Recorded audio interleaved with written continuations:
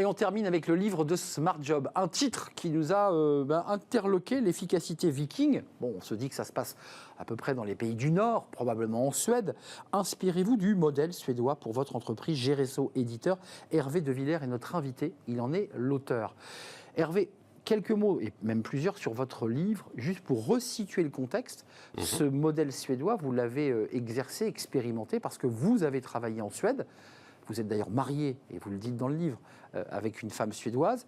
La première expérience, c'est le début du livre, je la trouve géniale. Il y a des managers français qui ont mis la réunion à 17h ou à 16h, et le patron suédois arrive au bout de la table, se lève, et leur dit « Je lève la réunion car j'ai mon fils qui joue au foot et je vais le voir jouer ».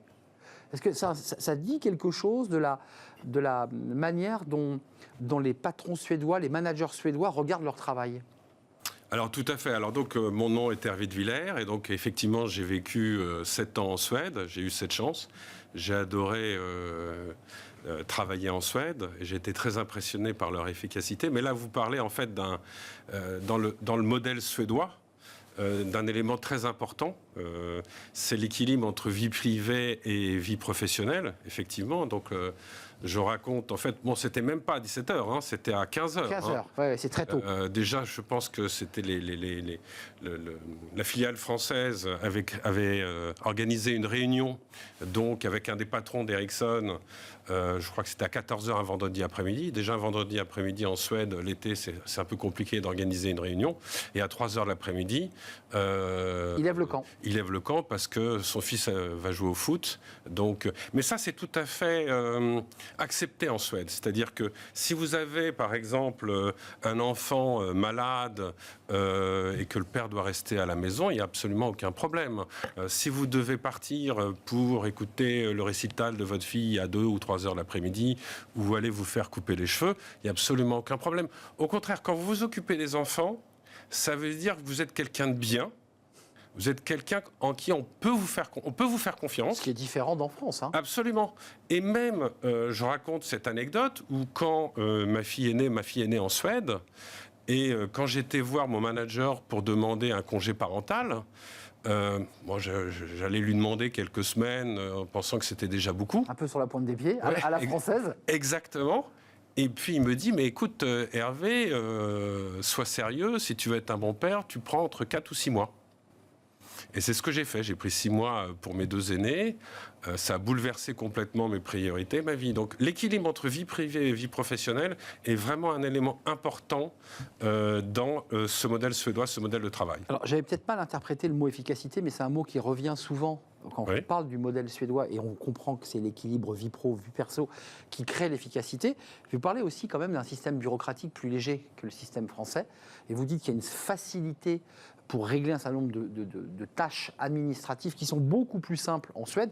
Je dis ça parce qu'on a beaucoup de chefs d'entreprise qui viennent sur ce plateau et qui nous disent, nous on est agriculteurs, entrepreneurs, start-upers, on est écrasé de paperasse, on a le week-end pour la paperasse et la semaine pour le travail. Vous dites que c'est très différent de la Suède, c'est plus pragmatique. Alors exactement. Je pense qu'un autre élément du modèle suédois, c'est le pragmatisme. Et je pense un sens du bien commun. C'est-à-dire qu'on va être capable de se mettre tout autour de la table et prendre une décision, ce qu'on appelle le consensus, à l'inverse du compromis, c'est-à-dire qu'on est capable de se mettre autour d'une table et prendre une décision pour le bien commun. Mais on parle beaucoup des managers en France. Vous qui avez vécu en Suède, donc vous êtes revenu en France, hein, vous travaillez aujourd'hui en France.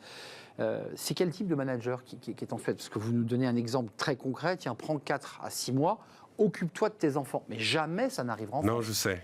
Enfin, vous êtes aujourd'hui en France, vous voyez bien comment ça fonctionne. Tout à fait. Alors, je pense que le manager scandinave est le manager du futur. J'en suis même persuadé.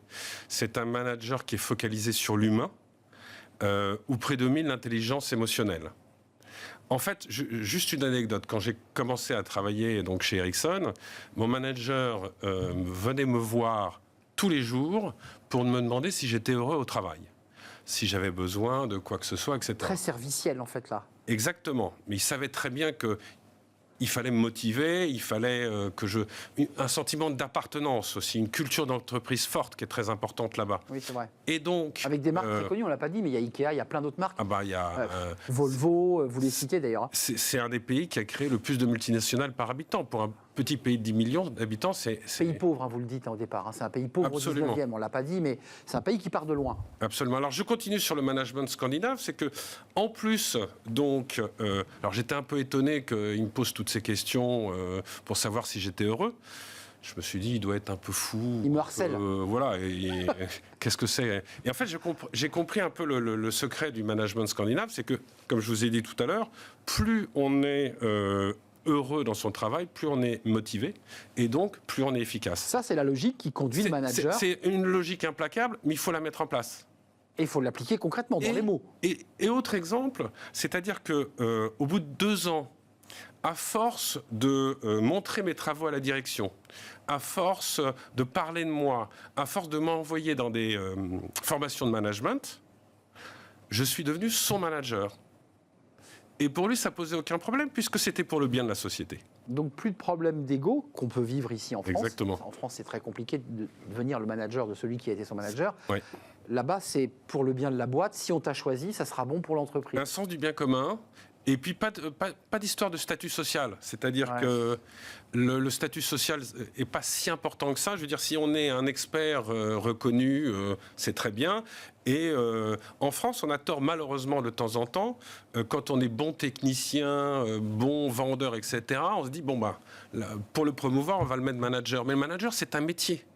C'est quelque chose de... C'est une éthique. Enfin, c'est une éthique. Une manière d'être. Et Hervé de Villers, avant de nous quitter, il nous reste quelques secondes. Vous êtes en France, manager ? Je suis en France, je ne suis plus manager. Je suis revenu dans une entreprise française. J'ai voulu utiliser des outils de management scandinaves. Ça a été moyennement apprécié. Mais parce que je pense qu'on n'était pas prêt. Maintenant, je pense qu'on est prêt et qu'on n'a pas le choix. C'est-à-dire que je pense, parce que cette jeune génération en France, je pense qu'elle pousse pour un mode de travail complètement différent. Beaucoup plus horizontal. Où prédomine l'équilibre entre vie privée, vie professionnelle, le bien-être, les valeurs, le sens. Donc je pense que les entreprises françaises n'ont pas le choix de transformer leur méthode de travail pour à la fois créer un environnement de travail plus motivant, plus collaboratif, pour des méthodes pour rendre les équipes et l'organisation plus efficaces, et mettre en place un management plus tourné vers l'humain à la scandinave. Et enfin, je pense tout simplement des mesures pour rendre les gens au travail plus heureux et plus épanouis. Merci Hervé de Villers. Hervé de Villers, lisez son livre, parce que c'est aussi l'expérience. Alors, il n'y a pas que son expérience, il y a aussi toute une analyse sur la manière dont on travaille et on organise le travail. L'efficacité viking, le titre est génial. Je ne sais pas si c'est votre titre, je suis sûr que oui. Oui, tout à fait. C'est votre parfois l'éditeur Besson Grancel. Inspirez-vous du modèle suédois pour votre entreprise, édition Gérézo. Merci Hervé de Villers de nous avoir rendu. Merci beaucoup. L'émission est terminée. Merci à vous. Merci de votre fidélité. Merci pour vos messages, votre réaction, vos réactions sur les réseaux sociaux. Merci à toute l'équipe de programmation. Merci à Angel à la réalisation. Merci à Saïd aujourd'hui au son. Et merci à l'équipe de programmation, Nicolas Juchat et Pauline Gratel que je salue. Merci à vous. Bye bye.